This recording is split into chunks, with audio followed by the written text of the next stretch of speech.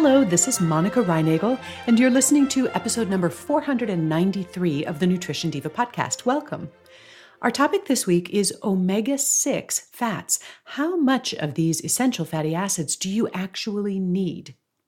This week's podcast received support from True Botanicals. You shouldn't have to choose between skincare that's safe and skincare that works. True Botanicals creates luxurious botanical formulas that are as potent as they are pure. Third-party clinical trials show that their Renew collection outperformed competitor Creme de la Mer, and their Clear collection for acne outperformed Proactive Plus, and all of their products are verified non-toxic by MadeSafe. Go to truebotanicals.com to get free samples and receive $20 off orders of $40 or more with the code DIVA, and that offer is restricted to the first purchase only. Jennifer writes, I've been using an online food diary to track my daily intake of various vitamins and minerals, and the information has definitely motivated me to eat more vegetables. However, my tracker reveals that I am consistently deficient in omega-6, usually only getting around half of the recommended 12 grams per day. I can't find any information on the consequences of getting too little omega-6. Is deficiency a problem? And if so, what's the healthiest way to increase my intake on a mostly vegetarian diet? Well, first, Jennifer, it's somewhat likely that your tracker may be underestimating the amount of omega-6 or linoleic acid in your diet. You see, most trackers rely on multiple sources for their nutrition data. They usually start with the USDA's Food Nutrient Database, which includes extremely detailed nutrient information for thousands of foods. But the USDA database doesn't include all the latest brands and new products, so trackers often supplement that with nutrient data provided by manufacturers. And they might also allow their users to create entries for foods using the information on the nutrition facts label and then sharing that with other users. But manufacturer and user-sourced data usually doesn't include information on the amount of omega-6 fats because those aren't required to be listed on the nutrition facts label. I'll also point out that user-added entries have the additional problem of being riddled with typos, transposed numbers, and misplaced decimal points. So it's possible that many of the foods that you are adding to your tracker don't include any data for omega-6, and as a result, the tracker is underestimating your intake. Dietary surveys suggest that typical intake for American women is 12 to 13 grams per day. Sometimes trackers will use an asterisk or some other sort of symbol to indicate that the data for that nutrient is incomplete. And if you look closely, you might actually see that next to your reading. But just for the sake of argument, let's say that you really are only taking in 6 grams of omega-6 fats per day. Are you at risk of an essential fatty acid deficiency? Not at all. I'll explain why right after this word from our sponsor. You probably don't use a phone that was developed in the 1940s, but that's when the HEPA filter, long considered a benchmark in air purifiers, was developed. Thankfully, Molecule has introduced a breakthrough science that goes above and beyond that standard and destroys air pollutants at a molecular level. Molecule captures and completely destroys the full spectrum of indoor air pollutants, including those 1,000 times smaller than what a HEPA filter can catch.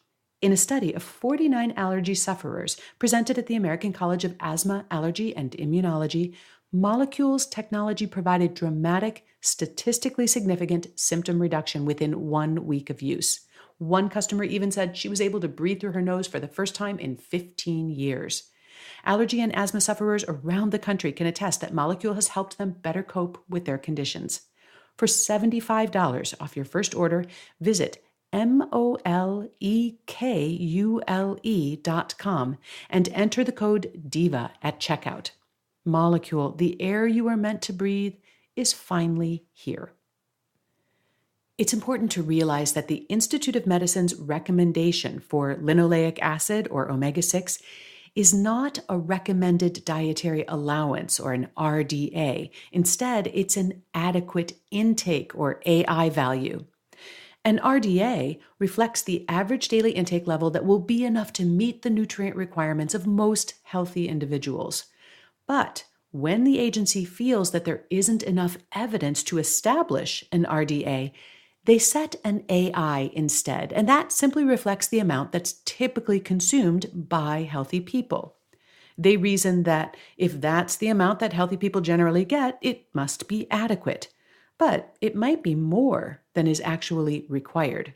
Other worldwide health organizations have been a little braver, setting actual recommended intakes for linoleic acid. But these are all over the map, ranging anywhere from 2% to 9% of calories. And just for reference, the US guideline works out to about 6% of calories, so more or less in the middle.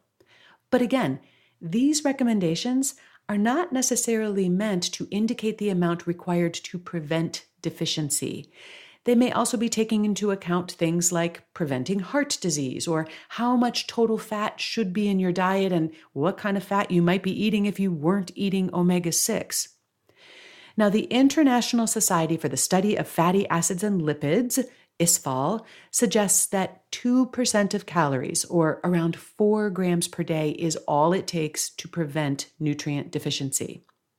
They even suggest that it might be a good idea to establish an upper limit for omega-6 intake, and that kind of makes sense. After all, we've been hearing a lot about how consuming more polyunsaturated fats, that's the category which includes both omega-6 and omega-3, is good for your heart. But it's possible to overconsume just about anything, and we seem bound and determined to cross that line every chance we get. Get a couple of celebrities to swear by the benefits of drinking corn husk and carrot top tea, and it is only a matter of time before someone is hospitalized for complications due to consuming way too much corn husk and carrot top tea. Unfortunately, ISFAL for now has declined to take a guess at just what that upper limit for omega-6 might be. Stay tuned for that. Meanwhile, there's an ongoing debate about whether we also need to pay attention to the balance of omega-6 and omega-3 in our diets. The typical American gets about 10 times as much omega-6 as omega-3, and some experts argue that a ratio of 4-to-1 or even lower would be much healthier. For most of us, that means either cutting back on our omega-6 intake or ramping up our omega-3 intake. And I have a couple of previous episodes that dig into that question more thoroughly, and I've included links to those in the transcript for today's show. But here's the bottom line on omega-6. It appears that as little as 4 to 5 grams of linoleic acid is enough to prevent an omega-6 deficiency. If you're also getting the recommended 1 to 2 grams of omega-3 fats, and most Americans are, that also makes for a nice ratio. If, on the other hand, you're taking in the more typical 12 to 17 grams of omega-6 fats every day, you might want to increase your omega-3 to keep that ratio in balance. Healthy sources of omega-3 include chia seeds, flaxseed, hemp, walnuts, and, of course, oily fish. Healthy sources of omega-6 include sunflower, pumpkin, hemp again, sesame seeds, pecans, walnuts, and Brazil nuts.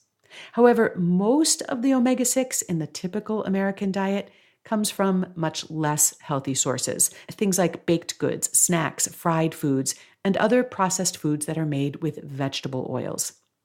I've put together a handy chart with the amount of omega-3 and omega-6 in a lot of common foods, and you'll find that on my blog at nutritionovereasy.com. And I've also included a link to that chart, along with lots of other related research and resources in the transcript for today's show, which you'll find at nutritiondiva.quickanddirtytips.com.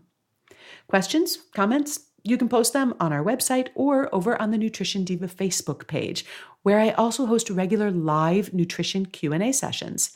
Just check the events tab on the Facebook page to see when the next one will be, or click on the videos tab to view some of our past sessions.